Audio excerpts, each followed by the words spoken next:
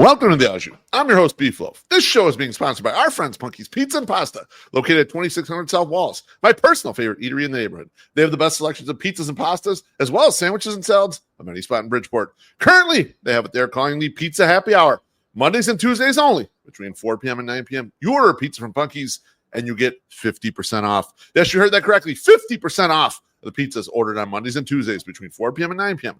How in the world can you get 50% off the best pizza in Bridgeport? The Pizza Happy Hour. Hit the website, punkyspizza.com, for all your carryout or delivery needs, or to cater your next party. You can also call 312-842-2100. The Scarlotta family will take care of you. Punky's Pizza and Pasta. This show is also powered by you, loyal 108 supporter. Please subscribe to our YouTube channel. Feel free to tickle the undercarriage in the process. Like, comment, turn on notifications, and most definitely super chat, because that's how we continue to get paid and continue to make the content you know and love. Tonight's guest.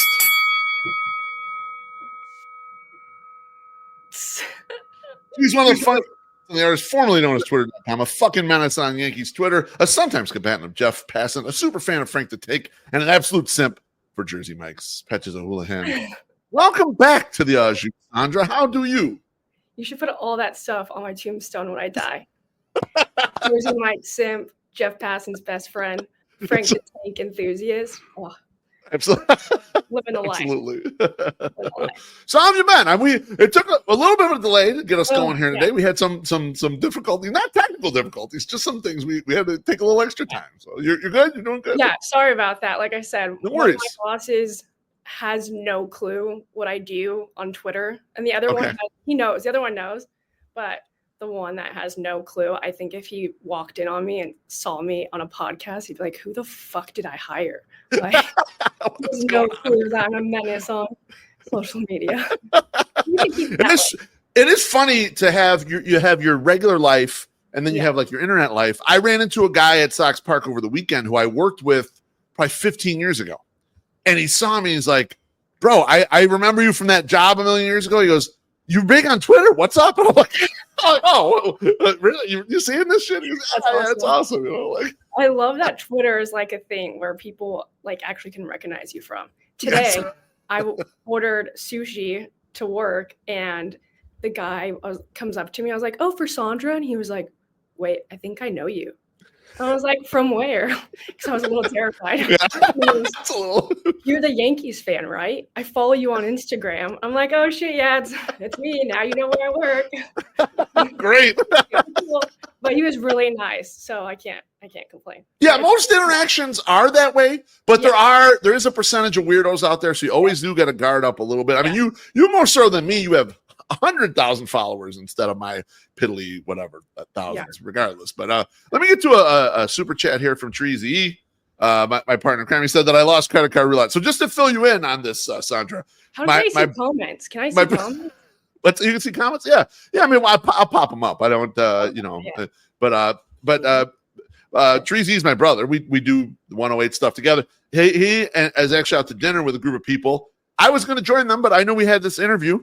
So what I'm going to do is they're having dinner right now. When this interview is done, I'm gonna go to the Bally's Casino downtown and meet them up, and we're gonna go gamble. So once this gets through, then I'll get my gambling Jones on. So Treezy, thank you. Yeah, I lost credit card roulette. I'm not even at dinner, but I got to pay for everybody's dinner. Of course. That's epic. I wish I was drinking. I only have a water. I only have Diet Pepsi right now. I'm trying not to get. I was buzzed up all weekend. I need to bring it back a little bit. We need to reset. Got it. Exactly. So I want to have you on because the White Sox are currently kicking the shit out of the Kansas City Royals. But this weekend, what's the score? It's 6-0 right now. But this weekend, the Yankees are in town. You need them, right? I'll hold them off, So I wanted White Sox. I wanted to get you in here to give a little Yankees preview, talk about some Yankees stuff with a big 4-game series this weekend. Yankees and White Sox here. Yankees still battling for a playoff spot. They're in the wild card race right now. Toronto's has gotten a little bit ahead of themselves in the Red Sox. And so the last time we talked was around this time a year last year. Yeah. The Yankees were a very good team at the time. They had the two best hitters in baseball. They had Aaron Judge, and then they also had Juan Soto. And you're careening towards the playoffs. Since then, you have suffered heartbreak to a World Series appearance. Things didn't go great. As someone who has been a lifelong White Sox fan, my team's only been in the World Series one time, but they did win. Never been on the losing end of that. How does that feel? What happened? Sandra, tell me. Oh my. Okay. So I have like two feelings when it comes to the World Series. So I feel like the first one is I'm grateful I got to see my favorite team in the whole world in my hometown. Like that was All amazing. right. Yeah, that's Well, right. that was epic. I got to bring my brother as a plus one. Um, that was the coolest part of the whole thing. And I kind of knew too, like going to game two, because that's the game I went to. I didn't think they were going to win. So I was just like, I can actually enjoy this, get drunk. Like I knew they weren't going to hit Yamamoto. So I was like, I can just enjoy it for what it is and just for the experience. But then on the other side of that is it was like the most pathetic showing ever. Like I will never forgive whoever the genius was that decided to throw in Nestor Cortez fresh off the IL, where he hadn't pitched in like 30 plus days. His last appearance was shit. So that I will never, never like come to terms with that move. Um, and then it's also too like I've always thought I always just wanted to see them in the World Series in my adult life because I never really got to experience the dynasty. I remember 2009, but like I just didn't really care that much about baseball like I do now. So all Right. be like, I just want to see them make the World Series and I should be happy about that. And I think if that implosion didn't happen in game one and Right. they put in Tim Hill, who at the time was like your best available guy. And if he imploded and sucked, like I could understand that and like I could accept it. But Right. then Nestor Cortez like just left such a bad taste in my mouth. And then just never winning a game with your ace on the mound, who was basically throwing a no-hitter in game 5. And then Right. the eventful 5th inning happened. Yeah. So that was also like, it was so embarrassing. I'm from LA. All the shit I heard. For your friends out here and everything, man. Yeah, I literally was driving home that night in complete silence. I didn't hear my music playing. I wasn't answering any texts, calls. I went radio silent from like everyone I know in real life. But I was like, I'll still talk shit on Twitter because like I can't be one of those fans that escapes and like goes into hiding when their team embarrasses them. Like, if I'm gonna talk shit, I have to, take it. Yeah, you got to face the music. You got to be there and face the music. I refuse to be someone that like hides. Like, yeah, I'll show my face, but I don't know. It's something that like I should be happy that they made it, but it was so pathetic. I can't really be that excited about it. Yeah, the game 1 meltdown, it was heartbreaking, and then game 5 when it looks like they're in good shape, and then the judge error and all this stuff, and like me and my people, we watch a lot of baseball. And we're like, man, Aaron Judge has always been stretched in center field, and then you're catching like the bad luck part of it, like a routine ball. I literally have a stress dumpling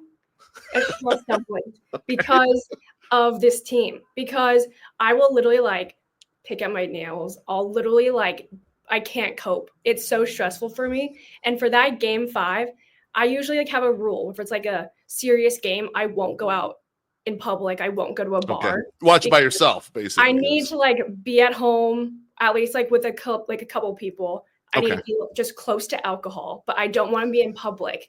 But for game 5, I was like, man, 5th inning, we're up by 5. I think it's safe. And there's a bar next to my work with my friends are there. Okay. So I'm like, easy.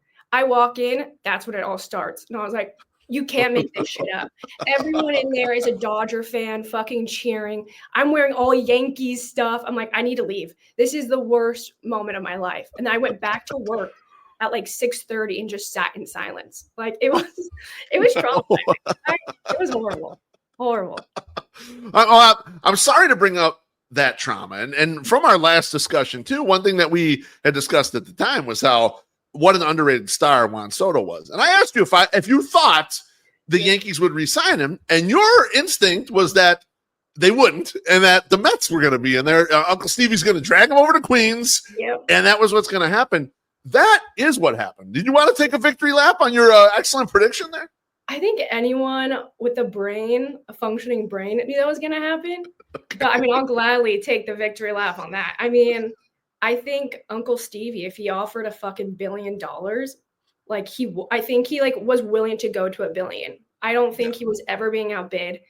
I think too also Juan Soto, wherever the highest was offering, he was going to go. That's what he was going to take. I think it could have been the Rockies, White Sox. I think he yeah, we would have loved to have him. I mean, he had 3 home runs in our park before, like as an opposing hitter. I treat him as like Voldemort. I don't like to say his name. Like he shall not be named. But so, I mean, I miss him. I miss him. Yeah, he was terrific, and he's having a bit of a down year, but a down year for Juan Soto is still an absolutely terrific year. Now, fast forward to. Oh, sorry. Go ahead. I said, hate to see that. Now, fast forward to this year. No Juan Soto anymore. And the Yankees came out of the gates hot as could be. And right now they're currently in the wild card, but not in the division lead. Toronto is a few games up in the AL East. Yeah. But if you look at some of the advanced metrics and the adjusted standings based on run differentials, et cetera, the Yankees are the best team in baseball. So, Sandra, why the fuck are they in third place? Why are the Red Sox ahead of them? Why are the fucking Blue Jays ahead of them? What the hell's going on here with these Yankees? I think if you just like watch one game, you'll completely understand why they are in the position that they are in.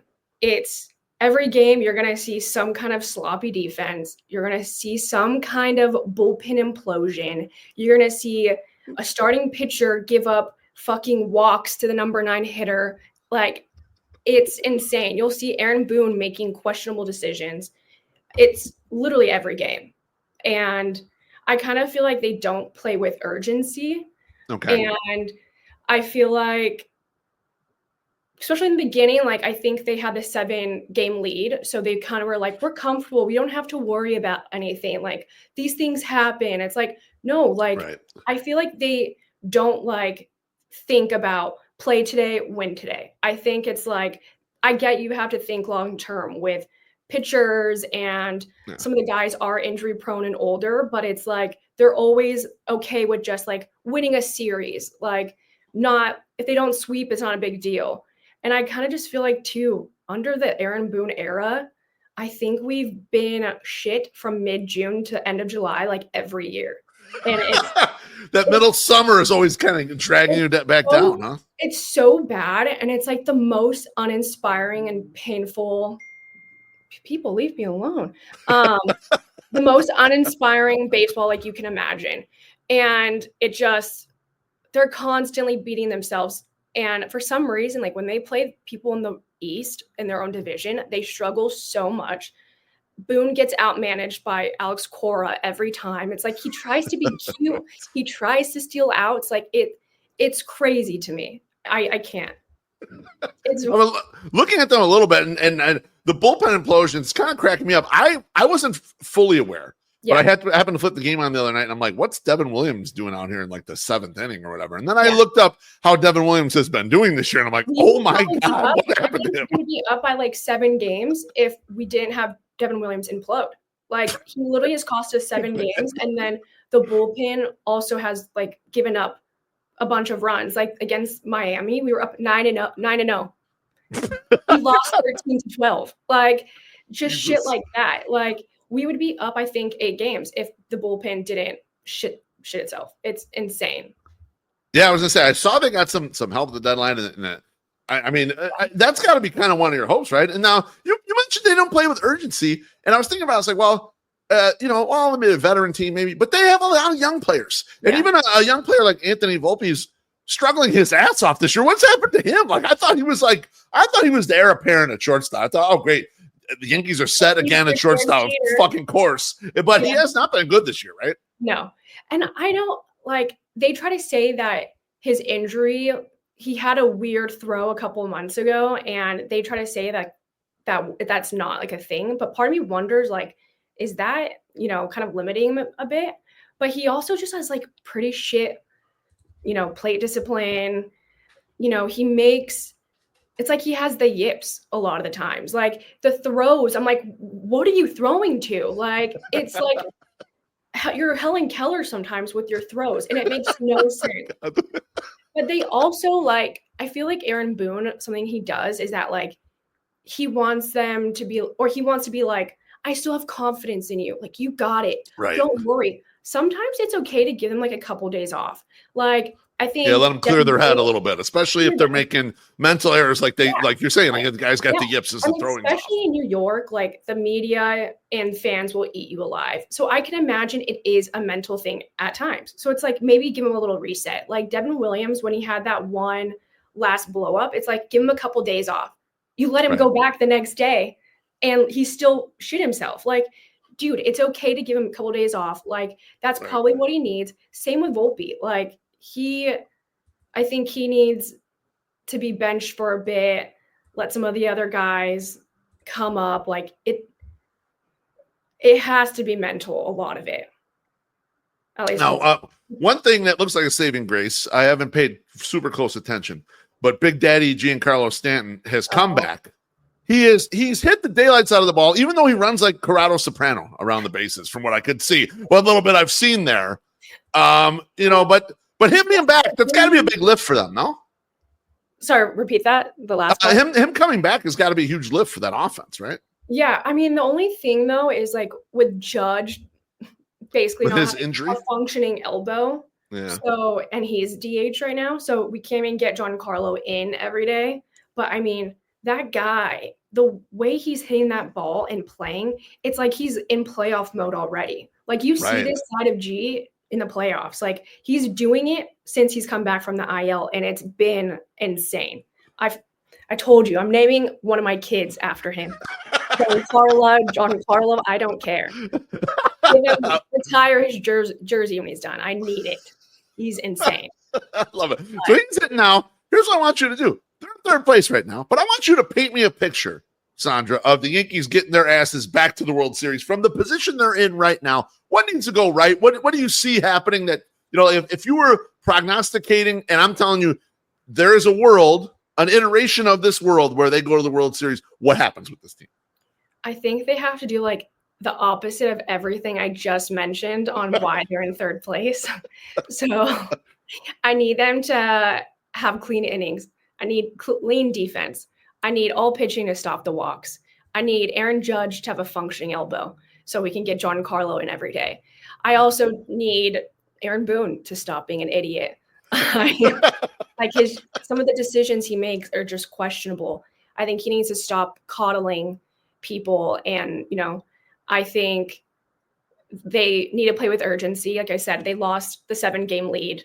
I think they don't have the ability to be like, let's just coast to the end. We can, take it game by game, like chill, play it by ear. Like, no, you need to start playing the best available guys at all times. I don't care if it's hurting people's feelings. Like, I think Devin Williams, it kind of upset him being closer. Like, I think it upset him not being in high leverage, but like you lost that. You are doing better now in low leverage. Right. Keep it like that. Like, until you can fully trust these people, like, I don't think at this point we need to be, caring about their feelings. You got to put the best product forward, and they just really need to just get their heads out of their own ass. It's against the Red Sox recently. It was like, where did you guys learn how to play this sport? Like, it doesn't even make sense. It's just the lack of fundamentals. As soon as they can, do all that, I think they have a good chance. I mean, I love the offense. It's just, I need the defense to tighten up, and I need the pitching to also lock it in.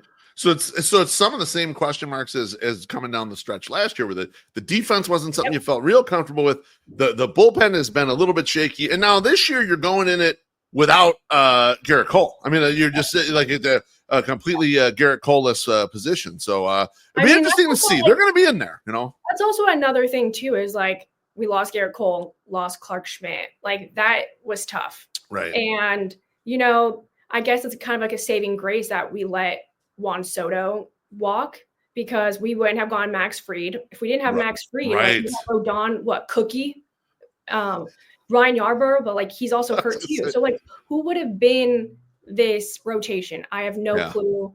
I mean, who would we have in the outfield to pick up Judge? It's just so it might be like a little blessing in disguise, but yeah. Let's Yeah, Max hope Fried's been a fucking monster, and he's held it down, man. He's yeah, been I mean, really he's had good. some bad weeks recently, but besides that, like he's definitely kept them in for that whole first half. We won every start of his, so it was like, at least there's some positive from it. But Absolutely. Now, you on the internet have proclaimed your love for the White Sox. I've always felt a strong amount of sarcasm. You even making fun of us that the White Sox gonna win the Central. My question for you is: are you worried this is going to come back to bite you in the ass because the White Sox Yankees play 7 times starting this Thursday through the rest of the season, and there's a 3-game series in the final week of the season, the middle of that final week of the season. So you're worried about karma biting you in the ass about all you're giving us some shit here. Hey, I'm not talking shit. I mean it. I have a genuine love for the White Sox. I mean, it might have started sarcastically. Yeah, I'm friends. I would say it did. Yeah, a little bit. I'm friends with one of the players. So like when Juan Soto walked, he would message me being like, "It's time to be a White Sox fan," like shit like that. And then so that's how it kind of started. And then anytime something went wrong with the White Sox, I would just message him being like, "Our fucking team, what's going on?" Like stuff like that. I still do it. I still do it to him like pretty often. And then I started just posting me like, the White Sox are winning the Central. Our White Sox, when they do something good, I'll text and be like, never a doubt. Our Sox. Yes. Like, I mean, I'm all for it. I also think I really like your guys' fan base. Okay. Because I feel like you kind of have to be like a masochist to be a White Sox fan. Oh yeah. No, it's basically right now you have the heroin addict level of fan. That's all that's left over of the team currently right now. So we're fucked up. Yeah. You guys are like either drunk all the time. Yeah, you guys literally cheer for every little thing. It's admirable. And I love seeing all the tweets. I mean, the Andrew Vaughn ones, those are some of my favorite ones. I mean, Andrew Vaughn's heater is over. His Linsanity era has ended in Milwaukee. Apparently, he's come back down to earth. So one of my best friends had him on our team, and I was like, "Dude, you need to drop him. Like, he's on the White Sox. He's like one of the worst baseball players in baseball the last like 2 seasons." And you were right. He was. Drop him. And she was like, "Well, I have no one else." I'm like, "Just got to figure it out." Yeah. And then next thing you know, he goes to the Brewers, and I was like, "I'm really sorry. I told you to drop it." But to be fair, he wasn't wrong at the time. Correct. And he went on a massive heater, and everyone is like, "Oh, the White Sox are idiots. They didn't get rid of this guy." I'm thinking, I've been watching this guy for 4 years. He sucked all this entire time. Like, what the hell? He's getting hot right now. That's it. I would be so pissed off seeing any of those highlights if I was a White Sox fan for that month. I'm a fucking hater. Like, once you leave my team, I want misery for you, and I'm gonna for your downfall. If I saw that month of like fucking Bob's tweets of like, if he did this whole season, he'd be an MVP player. Like, fuck off. Yeah, get out of here. 3 weeks worth of hitting. Yeah, fuck off, Bob. Exactly. That's how we were all thinking, actually, too. And people couldn't wait. They quote tweeted him as soon as he went like 3 for 19 or whatever he went. Kind of after, it's like, oh, what's going on now, Bob? Yeah. They'll be quiet the moment they shit the bed. But during those hot streaks, they're unbearable. That's absolutely right. All right, let's jump off of baseball for a second and move to some Twitter stuff. I said in the open you are a Jersey Mike simp. What's the order, Sandra? What's your general order, or do you spray it all fields when you're ordering the Jersey Mikes? So I'm a creature of habit. Okay. And I fucking love a number 7 on white. Okay. So that's a turkey and cheese, and I like it Mike's way. Okay. Sometimes if I'm feeling the Mike's way is with the oil and everything, right? Oh yeah. Okay. That's everything. But yeah, it's like the tomatoes, lettuce, onion, oil, vinegar, like in the spices. Yep. So I'll do that, and then sometimes if I'm feeling real spicy, I'll do like hot honey or pepperoncinis. But lately, I've been just doing the turkey cheese in Mike's way. Just okay. All right. Sometimes I'll do a tuna, depending on the day, but I have to like really be in the mood. But yeah, right. I'm a classic turkey and cheese kind of gal. All right. Any chips? Is there any chips added to the order? I can't have a sandwich without chips. Like if I'm happy, I have to have chips on this side every single time. But I go through phases. Sometimes I like spicy. Sometimes I like sweet, but usually I'll do like Doritos Cool Ranch from Jersey Mike's because they don't have like the greatest selection at Jersey Mike's. But if I'm at home, you're right. They don't have a great chip selection. I was gonna say I always get the sea salt, but like you're right, they don't have a good selection. At least the one I can order from. Yeah, I mean sometimes I'll get the Miss Vicky's, the salt and vinegar. Yeah, but I mean they need to step up their chip game. If I become a partner with Jersey Mike's, or if I become president, that's the first thing I'm doing is I need better chip selection. I love it. I'm a chip enthusiast. That's literally my favorite snack ever is a chip. I need a fucking chip Jersey Mike's, baby. Let's go. That's my first snack when I'm president. When you're president, or just president of Jersey Mike's, you know, that too. It might be a better job than being president of the United States. I mean, it's probably right. I need to find Mike. Now I got a problem. I got a little problem here that we got to discuss here. Your boy, your man, 50 grand. Frank the Tank. Oh. Okay. He's a noted Mets fan. He goes crazy in Mets games, and you see him in a whatever. I just always think it would be hell to sit next to Frank during a game, as if you're a fan of the same team. So badly. You do. I was gonna say you couldn't pay me to do it. You could not pay me to sit next to this guy. He's just so crazy. You don't have to pay me. I will do it for fucking free. I'll actually buy my own tickets, and I will sit directly next to him. I will buy all of his food. His drink. I don't care. Just hang out. I am a diehard Frank the Tank fan. You know this. You are. I know this about you. So my question for you here is, though, he's known as a Mets fan. I look on the internet the other day, and this motherfucker is throwing out a first pitch for the Baltimore Orioles. What the fuck is that? What do you think about something like this? Because I don't know. You're a huge Yankees fan. I'm a huge White Sox fan. I'm not throwing out the first pitch or any fucking team that isn't the White Sox. I don't care what they offer me. I'm the same way. I would never do another team but the Yankees. That's I mean, he's cheating. I think he's cheating. I understand his job in life is he's a media guy, so he's got to get attention. And so I see it. Like I see the turning that down maybe could be bad business, but I don't know, man. When I'm looking at him from the streets, it looks like fake. It's fugazi, man. I think if it was like the Phillies or the Braves and Yankees, I think he would say no. But I also think Frank should pitch at every game possible or every team possible because I just want to see it personally. But I have a genius idea. I think he should throw out the first pitch at a Braves game when the Mets are in town. And I want Blooper, the mascot, to catch it. And I want everyone around him to do the chop. I need it. That rivalry that he has with Braves fans and Blooper the mascot constantly trolling him is one of my favorite things ever. So, I mean, personally, I couldn't throw out the first pitch at any other team but the Yankees. I mean, I don't know. It would be kind of cool, but I would have to. See, now you're rethinking it. Now you're not sure anymore. I would never do a rival, but like Padres would be cool.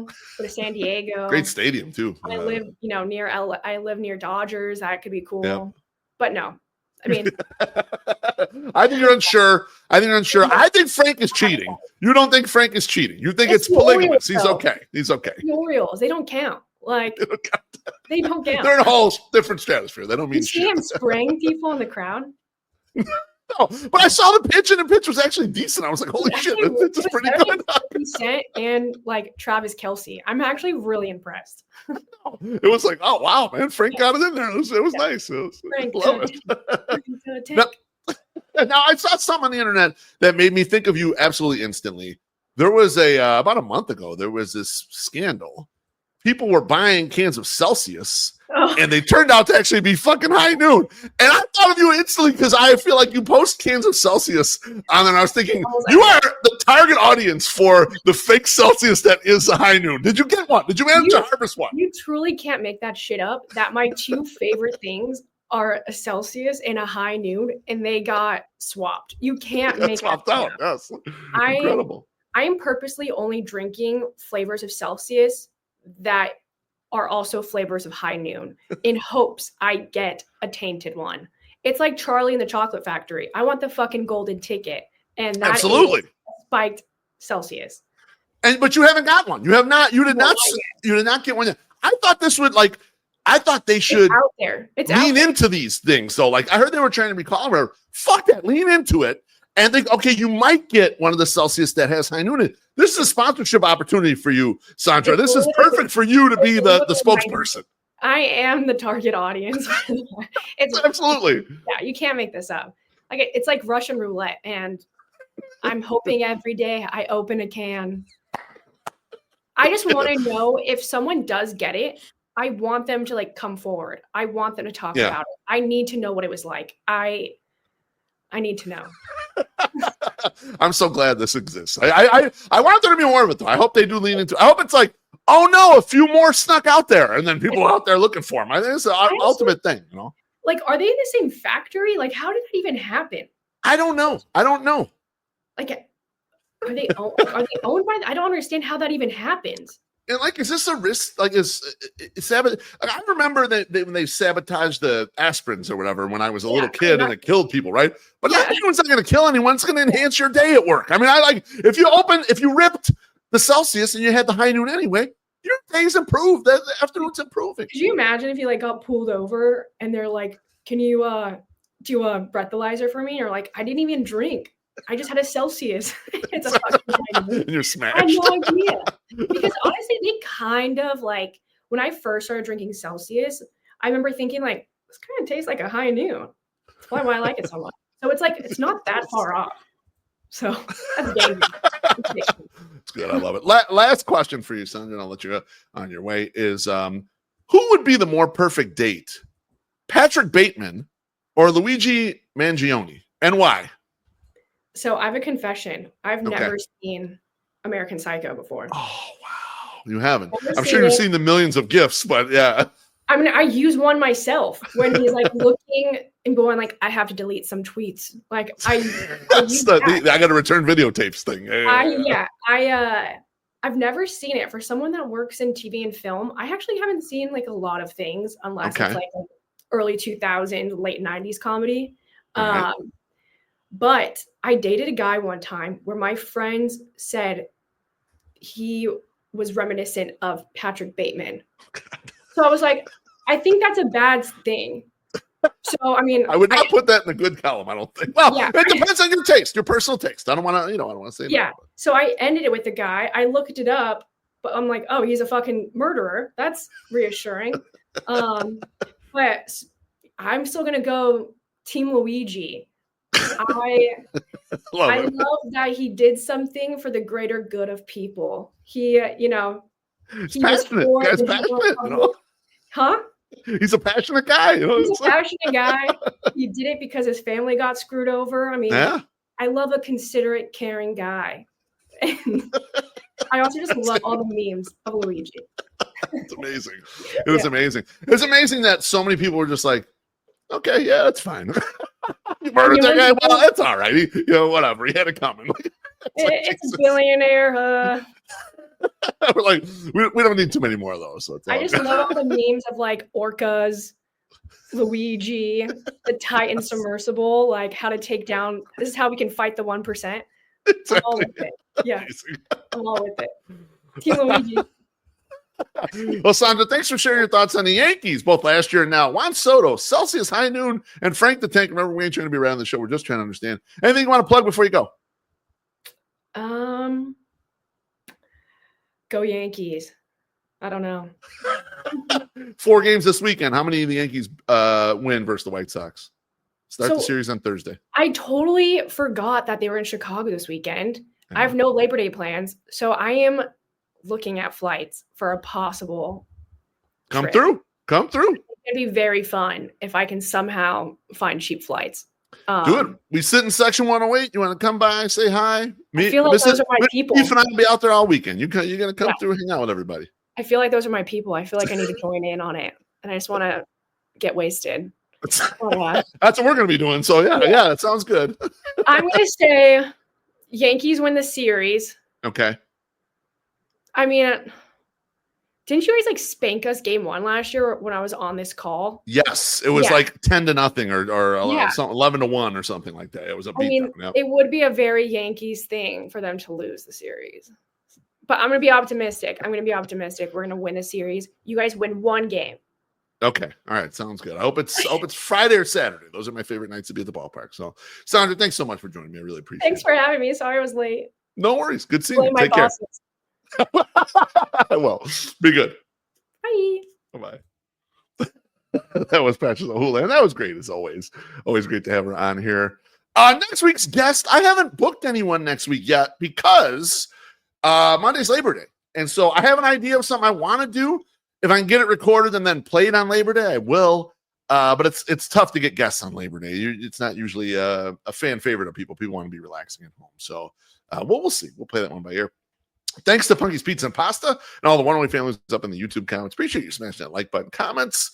And we'll see you on, maybe we'll see you Thursday. We're supposed to do the One Way podcast Thursday. We might skip and just go to the baseball game. So that's it. Bye. And I love all of you. Take care.